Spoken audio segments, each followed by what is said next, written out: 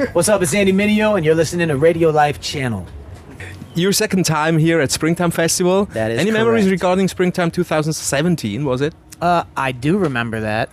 Good memories? It was good, man. I remember fans at the meet and greet. Some fans drove like 9 hours. Some took flights in from other countries, and it was just really special knowing that people were willing to travel to come hang out with me for the show. When Andy Mineo comes to town, you're not a lot around here, you know? That's right. Yeah. You just brought out your collaboration with Governor B, Keep It Movin'. Yeah. It's a song that was on your hard drive, I read, for about a year before you released it. Exactly. Tell us something about the project, please. Yeah, I'm releasing a project right now called Work in Progress. And the idea is that there's been songs sitting on my hard drive for 1 year up to 5 years. And they've just been sitting there, and I've always second-guessed them and wondered, is it good enough? Is it good enough to come out? And what I realize is fear is the thing that keeps a lot of creatives from releasing. Mm-hmm. And, we're afraid of not being accepted or people thinking less of our work.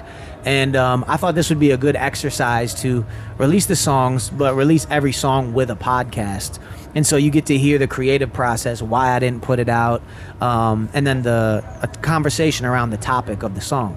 And so it's a cool way of just giving the fans new content, and clearing out my hard drive and giving me a little more time to keep working on new stuff. Yeah. Because at the end of last year, it was a really tough year for me, and I just haven't been able to make music since then. And so now I'm just starting to get back into recreating. I had a look at your Work in Progress podcast, and you told there that the first beat for Keeping It Moving was a little bit too close to a Drake beat for your taste. Yeah. Don't like Drake? I mean, he's huge, no? I love Drake. I think his music's incredible. It's just, as an artist, when there's an artist as big as Drake, you just don't want to have too many similarities, because then people will just think that you're copying a bigger artist. And I really respect and desire individuality. Yeah. So I just was like, this is a little too close to that. Let's do something different. What did you do to bring some more Andy Mineo in it? What is Andy Mineo? Well, we chose a different beat. So that was part one. But a thing that makes an Andy Mineo song, I think, is the quirkiness, and my individuality, like my unique voice. Yep. And like in that song, I say stuff that only I would say, like, I'm shouting I'm spending euros, I need dessert, I got the churro. Like, everybody who knows me knows I love dessert and pastries, and so I'm the only rapper that would ever talk about having a churro. You know what I'm saying? So I think there's that honesty and that humor and that fun. There's a great tradition with all those featurings and collaborations like this one with Governor B in hip-hop. What was your favorite collaboration you did over the last years? Over the last few years, man, I really enjoyed working with Josh Garrels. Why? It's a completely different art form he does than you do. Yeah, that's exactly why I liked it. I really like working with people who don't make hip-hop, because then you get something new to bring into hip-hop. And so he was one of my favorites. I love his voice. He's got such a unique sound. Yes. And I'm just glad that he was able to get on that song, Shame, with me. Yeah. That'd probably be one of them for sure. Yeah, we love Josh Garrels at Radio Life Channel. We played Josh Garrels for some years now. And speaking of collaborations with completely other music styles, you brought out a single today with Hillsong Young and Free. Oh, yeah. This That's right. A completely new track. It's called Every Little Thing. Remix, Yeah. How did this take place? Their people reached out to my people. Yeah. And, I got a big respect for what they do. Mm-hmm.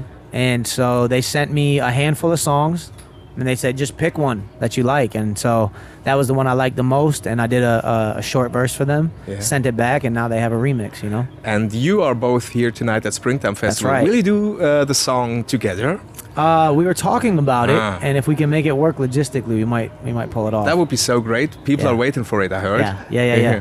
Hip hop and worship. Is this a fusion, in your opinion, that suits more the worship lover or the hip hop fan?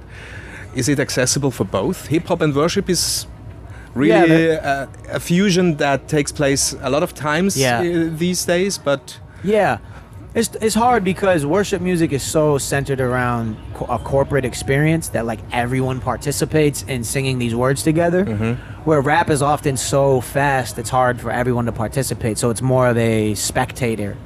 But I think that's okay because sometimes in worship or like worshiping God, it's okay to just watch, to observe. That's why there's music solos, like stuff that you can't sing along to, but just watch and observe someone do something beautiful and appreciate that. And I think that's also a form of admiring God, you know.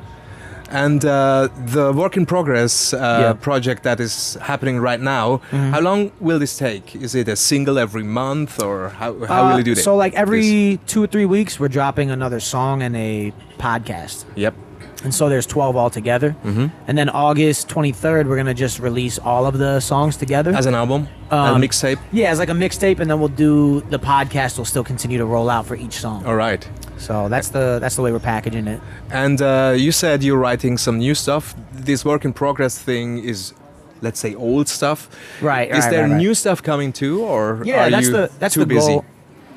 No, I'm gonna spend a majority of this year working on new music. Okay. So this fall, it doesn't look like I'm gonna go out and tour. I'm just gonna stay home and work on music. Yeah. Or travel and work on music, but.